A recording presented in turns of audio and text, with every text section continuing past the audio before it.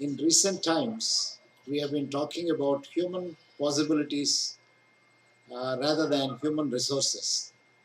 After saying that to call human resources a human as a resource is a crime, with which I do not totally agree.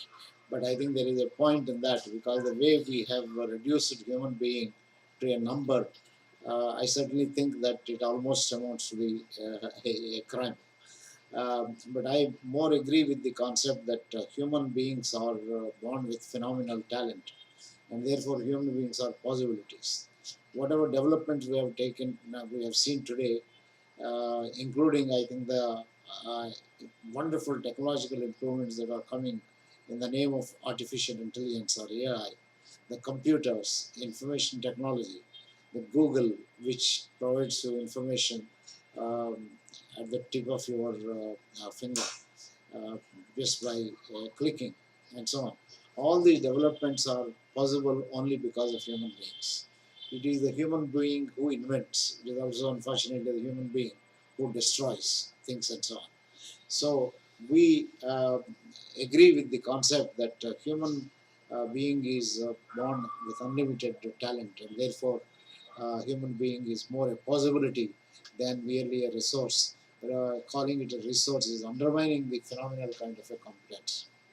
Very unfortunately, I think I had to focus a lot more on human possibilities because of what has happened in the last couple of decades in the corporate sector across the world. Daily in the morning, when a CEO reaches his office, he or she is concerned about the targets achieved for yesterday and the targets likely to be achieved for today or for tomorrow. The market share improvements, the profit maximization, and a whole of other things are talked about. And very rarely we talk about whether people are happy, they are enjoying work, they are getting the benefits of the products and services we are producing and things of that nature. I think that is why I think it is very important for us to focus on the lost cause of human being, because corporations are run by people, they are meant for people, they service people, and they are made or built by people. So I think it is the people at the core of every business. There is no business without people, and you cannot ignore those people who conceptualize a corporation and those people who are running a corporation and who are making a difference, and those people who are helping the corporation to get its inputs, and those people who are enjoying the output of the corporation. So call them suppliers, call them shareholders, call them customers, call them employees, whatever you call them, it is ultimately the human being which matters in terms of the reason for the existence of any organization and even a nation and so on. I am using this opportunity to contrast if our approach is more on human resources in recent times as contrasted with the human possibilities. How do we look at various HR systems? I don't want to throw the baby with the bathwater. So I'm not going to throw the concepts of HRD out of window or human resource development out of window. In fact, those of you who follow our human resource philosophy postulated in 1974 as a part of our starting the first HR function in Larsen and Toubro, we have lifted up the HR function in those days itself. We said the main job of HR is to build individual competencies as an individual. That is number one. Build individual in relation to the role, build individual for current performance as well as for future performance. Build individual for changing roles, build individuals to be a member of a team, various departments, organization, and ultimately, I think, to the larger good of the society and so on. That is the kind of importance we have given to human resources development. But unfortunately, over a period of time, particularly in the last 2 decades, the human resource function has become a target centric function. Everything has become more target oriented.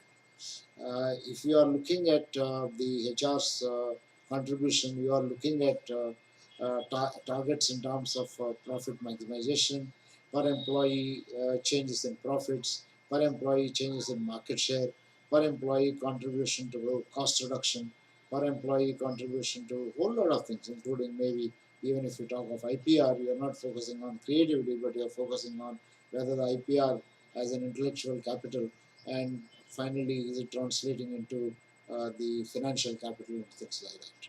So as a result, I think many HR systems have gotten into disrepute. For example, performance appraisals have created a lot of unhappiness. Recruitment has also created, certainly recruitment has done something good, but also created certain amount of unhappiness from the line managers and the users of recruitment, who are notorious for saying we have recruited a large number of people, but they are not competent people and things like that. Similarly, training and development has also not lived up to the expectation that we have. Why is this? In my view, this is because I think we have underplayed the human part of the HR function. How did we underplay the human part of the HR function? Now, let us pick up system by system in HR and see that how we underplayed the human possibilities part of it and overplayed the resources part of it. For example, take recruitment. When you are recruiting, when HR department is recruiting people, its productivity is measured in terms of number of applicants that you have got per position, or the speed with which you have processed an application, and the speed with which you are able to supply a usable employee requested by the line manager.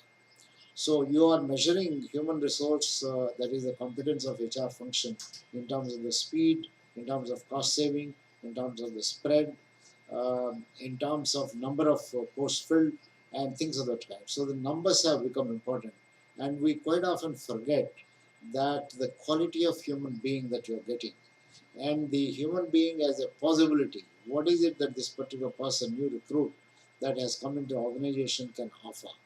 uh, is underplayed. As a result, recruitment has become very much focused on somebody who will do the job tomorrow as requested by my line manager, rather than somebody who can create an organization, who can build an organization, who can be a great asset to the organization, and who can make a difference, whether as a workman or as an officer or as a finance guy, as a production guy, quality guy, whatever it is.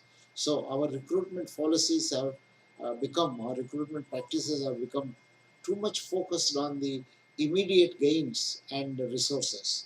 Whereas if you bring in a little bit of a different approach, human beings are possibilities. When I recruit a person, while I'm recruiting somebody for occupying and giving me, delivering the performance for tomorrow, which means that he should certainly have the competencies required to perform now because I have a vacancy. Somebody has to do the job, and therefore I look for that somebody who can do the job immediately and help my organization to function well. I mean, up to this point, it is all right. But I think in addition, we should also look at the person whom we are recruiting as a possibility for changing the entire nature of the department, but maybe coming up with new practices, or maybe coming up with new ideas, maybe coming up with a whole lot of other kind of things. I still remember in 1978 when I was working with Bharat at Movers, they have recruited an employee from armed forces who has taken some kind of a voluntary retirement, and this person was taken as an ordinary workman. And while working in the KGF, Kolar Gold Fields, this particular person observed that a lot of a lot of scrap material is being thrown away here and there, and the shops were looking very dirty. So he took upon himself the responsibility of creating some nice places in the workshop itself where all the scrap can be stored in a proper way and utilized better. And later it went into, I think, even streamlining the entire tool room and things like that. So an ordinary employee who almost was like an unskilled worker getting into creating and getting later award from Bharat at Movers as a very creative kind of an individual and so on. So that is treating a human being as a possibility. Any employee in any part of the company can give a lot of things for helping any part of the organization to improve. Now, somebody may say we have wonderful suggestion schemes, and our suggestion schemes are nothing but helping, encouraging employees to do that. But look at the way in human resource treatment we have brought down the suggestion schemes to mean so if you see the evaluation, the way we evaluate suggestion schemes is in terms of number of suggestions obtained, number of suggestions implemented, amount of benefit that you got. I think these are important. There is no question at all. But I think more important is how do we create a mindset in the people so that they enjoy giving suggestions. And when somebody gives a suggestion, it is taken to its logical conclusion. And suggestions are again possibility coming out of this human talent, and we should encourage not only people to put in suggestions in the suggestion box, but create a culture of continuous kind of improvements. So when you look at human possibilities, you don't look at only number of suggestions that you have got and the certainly quality of suggestions, but you go far beyond to treating human beings with a new respect. Similarly, look at our performance appraisals. Our indicators in performance management schemes have largely been more in terms of whether KPIs or key KRAs have been done on time, when the tasks and targets that have been accomplished are better than last year, are better than our competitors, whether KPIs have been identified properly, whether we are using balanced scorecard or not, and things like that. I think all these are important. I'm not saying that these are not important, but I think more important is to help that particular individual who is a performer to have a sense of satisfaction that he or she matters in planning his own work. He enjoys the work and makes a difference and walks back at the end of every day with a sense of satisfaction that I made a difference in this company. I contributed this. So performance management is helping each individual to take ownership of performance. Why do you need to constantly remind a person, have you filled in your appraisal form? Have you completed your KPAs? Have you completed your targets? Have you completed your assessments? I think this is all not necessary. These are not needed.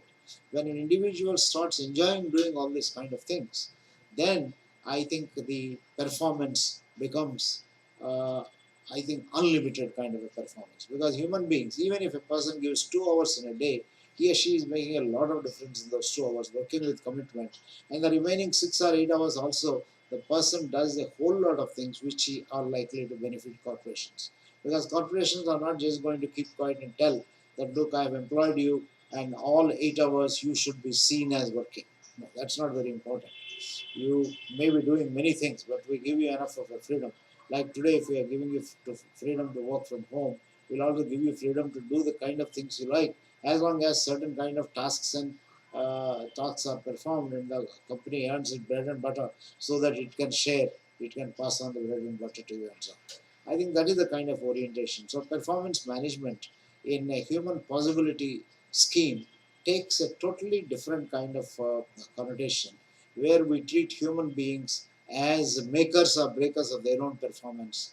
Not only performance in relation to a given job, performance in relation to the company, in relation to the team, in relation to the country.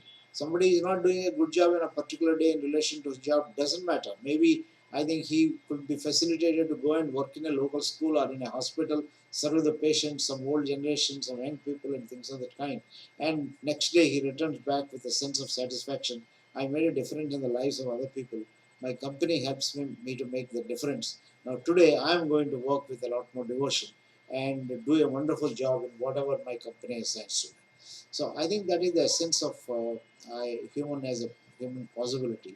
And everything, every system in HR takes a different philosophical meaning when you start treating human beings as possibilities rather than merely as resources. I'll share more of my thoughts in course of time. For today, I think just these are some random thoughts from my side. All the best from TV Avlas. Thank you for listening.